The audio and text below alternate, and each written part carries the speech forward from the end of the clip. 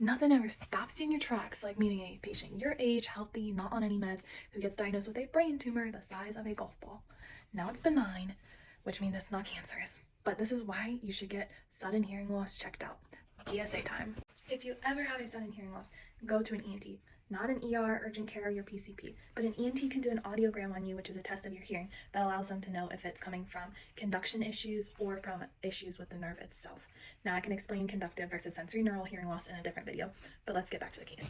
So an acoustic neuroma can present with a sudden hearing loss in one ear, sudden onset tinnitus, which is like a ringing or buzzing in one ear, or some issues with dizziness or balance. Now you can have any combination of these, but those are the most common symptoms. However, this patient sought medical help for headaches.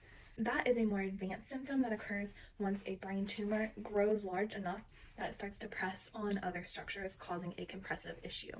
Interestingly, though, the patient did have a drop in hearing in one ear years prior to the headaches, so the tumor had been there growing for a while. Now, what other things can cause a sudden hearing loss since this tumor is only 1% of cases? Well, it could be conductive if you have fluid that gets trapped in middle ear space, like after a cold or sinus infection. Since our eustachian tubes connect our nasal passageways to our ears, if those get plugged up, that can tap off the ear and make it feel like it's really stuffy. I'm sure we've all experienced that before.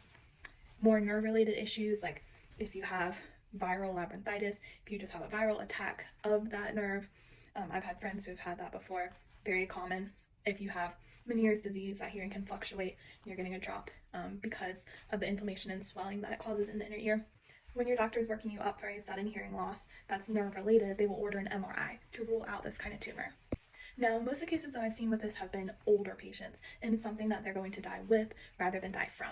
So what I mean by that is you can do watchful waiting in them, get repeat MRI scans annually once it's stable and not growing every 5 years, and just keep a check on the hearing. And if they ever notice another sudden drop in it, then you would be concerned. But in a case like our patients where it's that big and it's causing headaches, you need to take it out. So some options for that: gamma knife that can help shrink it down beforehand, and then that's often done with actual excision. And the excision will be done by an ENT who has a subspecialty in neurotology. So that's my guy. I call him like a sub-specialist because he really is a long fellowship training for that, and they just know more than your typical ENT about the neuroanatomy of the brain related to hearing. And then that guy would pair with your neurosurgeon, obviously, since you're doing an operation on the brain. If you have any questions on sudden hearing loss or ENT things in general, feel free to leave them in the comments below. I'm doing my rotation here now with this ENT surgeon and I'm almost done, but I used to work with him for over a year before PA school, so I have seen a lot of different ear issues, not as much as in throat, but I feel very comfortable with the ears. Thanks for listening, and I hope you learned something from this.